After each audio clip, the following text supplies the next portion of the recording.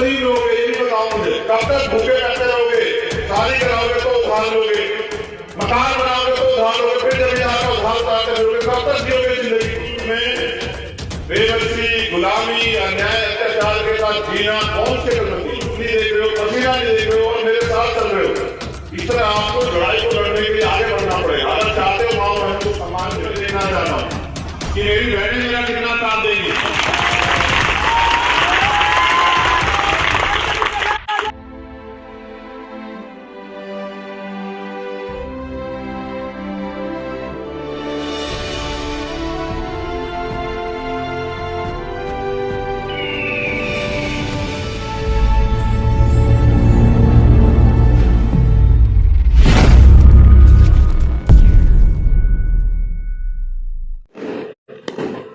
अब सुबह मेरे सामने ये सबसे बड़ा सवाल था कि पहले मैं आपसे मिलने जाऊं या उनके घर जाऊं।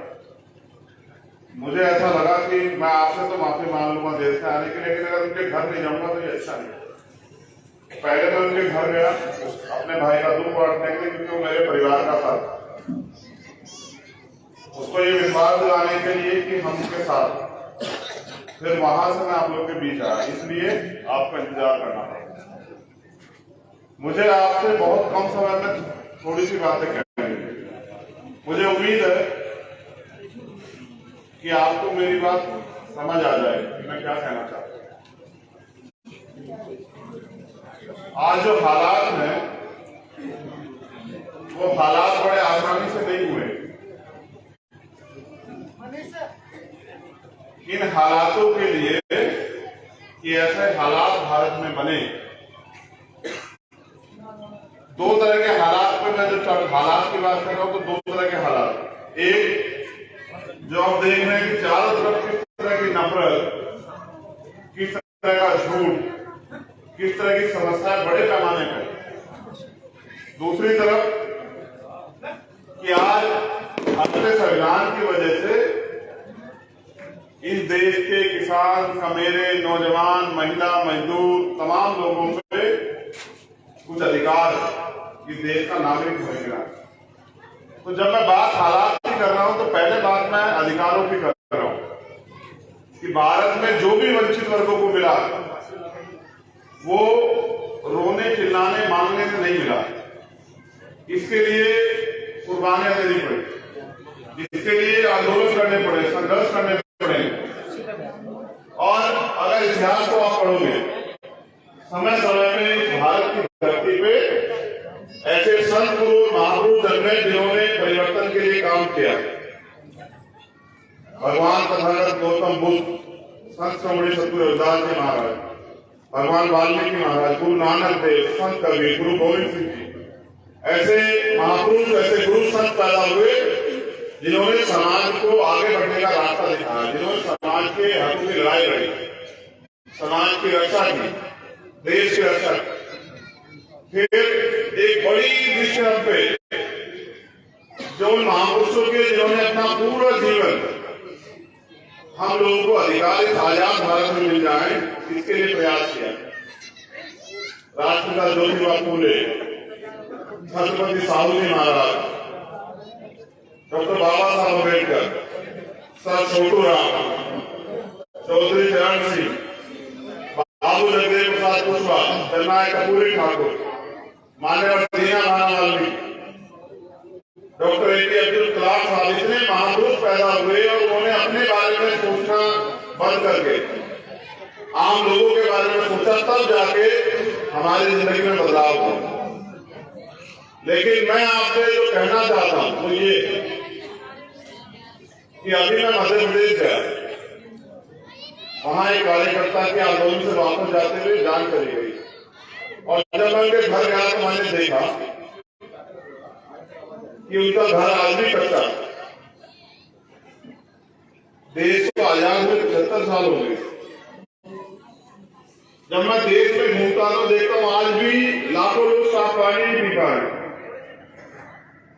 मैं जब देश के विभिन्न कोनों में जाता हूं आंदोलन के लिए, संघर्ष के लिए, संगठन के लिए, अपनी बात रखने के लिए, तो अच्छे कपड़े नहीं है लोगों के पास, खाने को अन्न नहीं है, ढकने को तन नहीं, तन ढकने को कपड़े नहीं, इस तरह के हालात हैं। ये सब चीजें जब देश आजाद हो गया तो क्यों सब लोगों तक नहीं पहुंच पा रही? क्योंकि जो भी सत्ता में आया वो ऐसा आदमी आया कि उसने लोगों की जिंदगी बदलने से ज्यादा अपनी जिंदगी बदलने और अपनी पार्टी को खड़ा करने में विश्वास रखा। समय समय पे फिर भी कुछ ऐसे महापुरुष जन्मे, जैसे मेरे राइवल मेरे गुरु मानव साहब ने काशीराम, जिन्होंने अपने जीवन का एक एक पल हम किसान कमेरों और मजदूरों की तरक्की में लगा दिया। लेकिन जो आज दूसरे हालात बने वो ऐसे हैं कि नफरत का जहर बोया जा रहा है। मैं इस बात को नहीं छिपा सकता कि क्या हुआ अभी हरियाणा में। 2 बच्चों को सिर्फ जो अल्पसंख्यक समाज है, जैसे मुस्लिम हो, जैन हो, सिख हो, ईसाई हो, पारसी हो, उनके साथ जो अन्याय हो रहा है कि 2 बच्चों को राजस्थान से उठा के लाके हरियाणा में पहले पीटते हैं, उसके बाद जिंदा जला देते हैं। मुझ पे जवाब नहीं है कि मैं उनकी मां को क्या जवाब दूं कि उन्होंने जिनको बाल पोष से बड़ा किया, जिनको खून से सींचा, उनके बच्चों को जलाने का अधिकार देश के किसी को किसने दिया? और फिर कोई बोल नहीं रहा। वहां की सरकार वो जो परिवार आंदोलन कर रहा है अन्याय के लिए, वो उनके खिलाफ नोटिस जारी कर देती है, आंदोलन बंद करो वरना तुमसे मुकदमा दर्ज कर देंगे। तो मेरे जैसे लोगों का भी अगर हम लोग छुट्टी कर जाए तो ये बड़ा खतरनाक है। आज किसान को उसकी फसल का दाम नहीं मिल रहा, सरकार ने वादे के दिए देंगे। आज भी नौजवान बेरोजगार घूम रहा पढ़ लिख के, सरकार ने वादे किए कि हम रोजगार देंगे। कोई पेपर आता है तो लीक हो जाती है भर्तियों में, जो भी पेपर आए सरकारी नौकरियां खत्म की जा रही, महंगाई बढ़ रही है और हमारे लोगों को बेवकूफ बनाने के लिए, गुमराह करने के लिए सरकार चुनाव से पहले अब राशन देने लगी। ये लड़ाई राशन की नहीं है, ये लड़ाई रोजी रोटी की। रोजी रोटी तो आप लोग मेहनत करके भी 5 साल कमाते हो। ये लड़ाई स्वाभिमान सम्मान की है, हक अधिकार की है, आने वाली नस्लों की है। अगर हम जिंदा होकर लड़ाई को नहीं लड़ेंगे तो फिर आने वाली पीढ़ी देश में क्या करेगी, इसका जवाब हमें देना पड़ेगा। मैं अभी हरमिंदर साहिब गया, मेरे सिख समाज के भाई बैठे, वहां के जो जत्थेदार हैं यानी हरप्रीत सिंह जी, मैंने उनसे भी पूछा कि ये देश गुरुओं संतों महापुरुषों का देश है तो हम चुप क्यों हैं? जो अन्याय देश में बढ़ रहा है, क्या कल हम उसका जवाब देने के लिए तैयार हैं? उन्होंने मुझसे कहा कि हर लड़ाई में साथ है, हम सब लोग साथ हैं, जब भी अन्याय जहां जरूरत पड़ेगी चंद्रशेखर साथ है। मैं तो आपसे पूछने के लिए आया, ये जो नौजवान बैठे, क्या तुम्हारी जिंदगी किसी के लिए मायने रखती है? तुम्हारा जीना मरना, भूखे रहना, प्यासे रहना, संघर्ष करना, दुखी होना, खुश होना, तुम्हारी जीवन किसी के लिए देश में अहमियत रखती है क्या? किसी को तकलीफ होती है क्या? यहाँ पशु मर जाता है तो बवाल हो जाते हैं, यहाँ इंसान मरता है तो बात ही नहीं होती। ये मेरी माताएं बैठी, बताओ गरीब तुम्हारी किस्मत में किसने लिखी? और कब तक गरीब रहोगे ये भी बताओ मुझे। कब तक भूखे बैठे रहोगे? शादी कराओगे तो उधार लोगे, मकान बनाओगे तो उधार लोगे, फिर जमींदार का उधार उतारते रहोगे, कब तक जियोगे जिंदगी को? भाई पहले राज व्यवस्था युद्ध होते थे, एक तरफ एक राज्य की सेना दूसरे राज्य की सेना तलवार भाले चलते थे, हाथी घोड़ों ऊंट पे बैठ के युद्ध होते, बंदूकें तोप चलती थी, राज बदलते थे। एक ऐसे महापुरुष पैदा हुए बाबा साहब अम्बेडकर, जिन्होंने राज बदलने की ताकत आपके और मेरे मुट्ठी में दे दी। उन्होंने ये कहा कि अब के बाद रानी की पेट से राजा पैदा नहीं होगा, राजा आपकी वोट से तैयार होगा। आप ये बताओ, 75 साल हो गए हमारी पार्टी के सामान्य नेता यहाँ हैं, हमारे संगठन के सामान्य नेता, हमारे यहाँ भूतपूर्व वर्तमान प्रधान बैठे हैं, हमारे मौजूद लोग बैठे हैं। ये बताओ, अपने मुल्क में बेबसी, गुलामी, अन्याय, अत्याचार के साथ जीना कौन से कलबंदी। मैं आपसे पूछ रहा हूं नौजवान साथी, एक रास्ता है अपने पैरों पे खड़ा होने का, एक रास्ता बैसाखी के सहारे चलने का। आप किसको चूज करना चाहते हो बताओ? आप अपने पैरों पे खड़ा होना चाहते हो या बैसाखी के सहारे चलना चाहते हो बताओ? पैरों पे खड़ा होना चाहते हो तो संघर्ष करना पड़ेगा। जिस तरह आज आप पूरी जोश में गर्मी नहीं देख रहे हो, धूल नहीं देख रहे हो, पसीना नहीं देख रहे हो और मेरे साथ चल रहे हो, इस तरह आपको लड़ाई को लड़ने के लिए आगे बढ़ना पड़ेगा अगर चाहते हो माँ बहन को सम्मान मिले।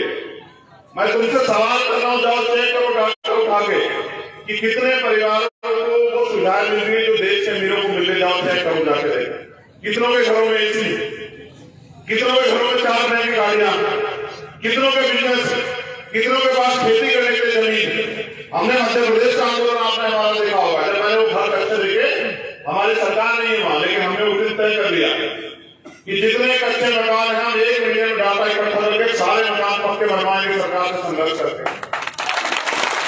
और आज मध्य प्रदेश के सारे गरीब जब से उनको ये पता लगा वो हमारे साथ खड़े हो रहे, कह रहे हैं कि आपको भरोसा 75 साल में इनको दिखाई दिए कि किस तरह हम अपने घर में जो है टोटली फ्री के लिए अपना जीवन व्यतीत कर रहे, किसी को दिखाई दिया, आपको दिखाई दिया। मैं आपसे पूछना चाहता हूँ, यहाँ तो हमारी जिंदगी में बदलाव हुआ है, क्या रोजगार आपका अधिकार नहीं है? क्या जिनके पास जमीन है उनको जमीनें नहीं मिलनी चाहिए क्या? जिनके पास हम टैक्स देते हैं, सरकार हमारे टैक्स से चलती है, जब हम टैक्स देते हैं तो हमारी जिंदगी में जो सुख सुविधा चाहिए उसको देने का अधिकार सरकार को तो क्यों नहीं मिल रही? आज मजदूर परेशान, किसान परेशान, महिलाएं परेशान, न्याय नहीं हो रहा है, तमाम तरीके की परेशानियां, कभी कोई सुनने वाला नहीं। हमें इस लड़ाई को मजबूत करने के लिए अपने पैरों पे खड़ा होना पड़ेगा। मैं तो तुम्हारा जोहर भी देखना चाहता था, मैंने इनसे कहा कि ये लाठी लेके घूम रहे हैं, क्या इनसे लाठी चलानी आती है? अगर इनसे लाठी चलानी आती है तो बहुत अच्छी बात है, तो फिर और लोगों को भी सिखा दो, हो सकता है कभी लाठी की जरूरत पड़ जाए। ये लड़ाई बहुत निर्णायक होने चाहिए। गुरु गोविंद सिंह जी कह के गए कि राज के कई रास्ते होते हैं, लेकिन मैं आपको हर तरह से तैयार करना चाहता हूं, क्योंकि अब हम इस देश में मरेंगे नहीं, अब इस देश में हम गुलामी बेइज्जती के साथ नहीं जिएंगे, अब हम यहाँ स्वाभिमान, सम्मान और हक अधिकारों के साथ जिएंगे। आपके पास चयन करने का मौका आने वाला है। मैं अकेला लड़ाई को बिना आपके सहयोग के नहीं लड़ सकता, आपको खड़ा होना पड़ेगा। और देखो जब कोई बात हमारी बहनों की तरफ को देखो, वो कामयाब होना चाहती है, क्या उनके लिए रोजगार के लिए सरकार पे कोई प्लान है? वो पढ़ना चाहती है, क्या उनको पढ़ाने के लिए सरकार पे कोई प्लान है? वो घर में रोजगार करना चाहती है सम्मान से जीने के लिए, क्या सरकार के पास कोई प्लान है उनको रोजगार देने की? जब हम ये सब चीजें अपनी ताकत बना के खुद दे सकते हैं तो किसके भरोसे बताओ? क्या हम अपनी ताकत बना के ये नहीं दे सकते बताओ? तो फिर हम किसका इंतजार कर रहे हैं? अगर अन्याय खत्म करना चाहते हो तो फिर लड़ो। वो जो वहां मेरी बहनें खड़ी हैं, क्यों खड़ी हो धूप में? क्यों खड़ी हो धूप में बताओ?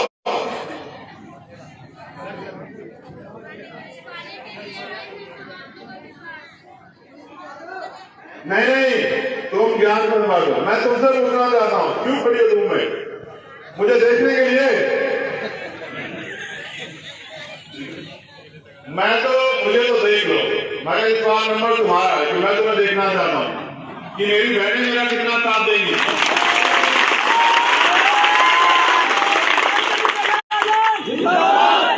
देखो रुक जाओ, ये जिंदाबाद के नारे लगा के देखो धोखा मत दो। होता ऐसा ही है कि साथ तो मिलते जिंदाबाद के नारे, ये गलत है, ये गलत है। ये परसों में बाराबंकी में नारा लग रहा था, मैंने कहा ये नारा भी गलत है। आप मुझसे चाहते मैं ही संघर्ष करूंगा, आप ही क्यों कहते भैया आराम करो हम संघर्ष करेंगे? ये नारा क्यों नहीं लगा? अभी वो समझ नहीं आया। इतने सारे लोग तो हो, देखो नारा एक है कि हम मिलकर अपनी परेशानी को खत्म करने के लिए मिलकर लड़ें। ये हमारी लड़ाई है। आप ये भी मानो, अगर गरीबों की परवाह अमीरों को होती तो कोई गरीब नहीं रहता देश में। अमीर तो मेरा तजुर्बा है, मैं कहना नहीं चाहता। अमीर तो ये भी पता था गरीब उसका रिश्तेदार है नहीं। अमीर के 100 रिश्तेदार, गरीब का कोई रिश्तेदार नहीं। समझ रहे हो? मैंने भी अपने अमीर रिश्तेदार देखे, वो ये कहते हैं, वो बताते भी नहीं कोई गरीब रिश्तेदार है। लेकिन मैं विश्वास कर रहा हूं अपनी लड़ाई को इतनी मजबूत करेंगे और अपने गुरुओं संतों महापुरुषों के रास्ते में चल के इस देश में भाईचारा अमन पैदा करके एक दूसरे की ताकत बनेंगे। और मैं फिर कह रहा हूं एक बहुत बुनियादी बात, इलाज कराने जाओ बड़े हॉस्पिटलों में तो कहां से लाओगे पैसे? सरकारी में सुविधा नहीं। स्कूल पढ़ाने जाओगे तो प्राइवेट स्कूल की फीस जमा करने के लिए पैसे नहीं है, सरकारी में पढ़ाई नहीं हो रही है, कहां जाओगे?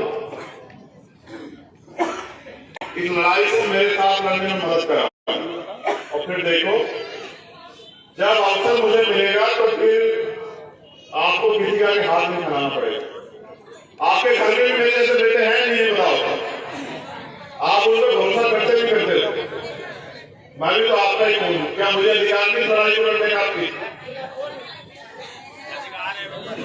अगर आप मुझे लड़ने का अवसर दोगे मेरी बहनों तो मेरे याद रखना, मैं बड़ा जिद्दी आदमी,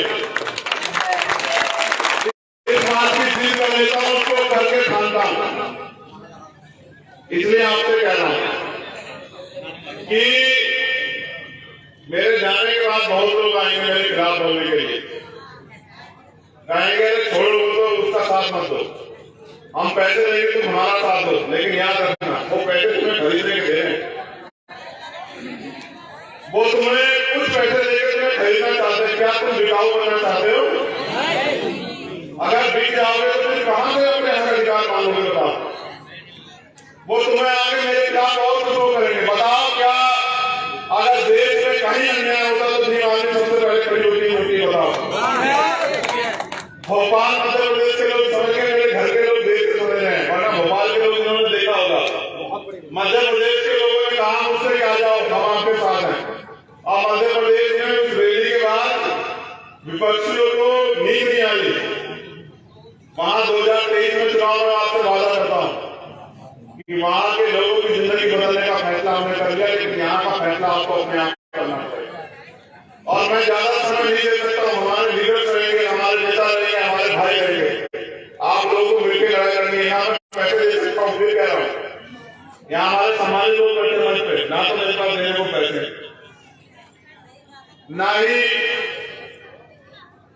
मैं और कोई सुख सुविधा आपको नहीं दे सकता कि भाई आपको कुछ बहुत सुख सुविधा दे दूं। लेकिन मैं आपसे वादा कर सकता हूं कि अगर आपने मेरा साथ दिया तो मैं आपका हाथ किसी आके फैलने नहीं दूंगा। ये मैं वचन देता हूं।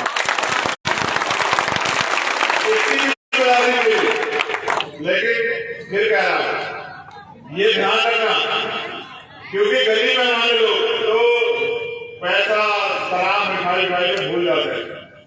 अगर आप अमीरों के साथ खड़े जाओगे तो कोई गरीब का बेटा कैसा आगे बढ़ेगा? बताओ। ये कहाँ आया लोग? ये आपके बीच का आया लोग, एक गरीब परिवार से आता ही नहीं। मैंने आपसे अपील की, संघर्ष किया, इसको जिला पंचायत आप लोगों ने बनाया, लेकिन आप ये चेक करा लो कि इसके क्षेत्र में सबसे ज्यादा काम ब्लड मीटिंग यही करवा रहा है और कोई नहीं करवा रहा है। आप चेक करवा लो, सबसे ज्यादा काम इसके क्षेत्र में यही करवा रही है। वैसे ये हमारे दूसरे जिला पंचायत सबसे ज्यादा सम्मान अगर मुझे किसने दिया तो बिजनौर के लोगों ने दिया, ये भी आपके बीच में। और सबसे ज्यादा काम अपने क्षेत्र में ब्लड मीटिंग सबसे ज्यादा ये करवा रही है। ये तब है जब हम पे बहुत कम ताकत है। सोचो जितनी आप लोग हमें ताकत होगी फिर क्या होगा?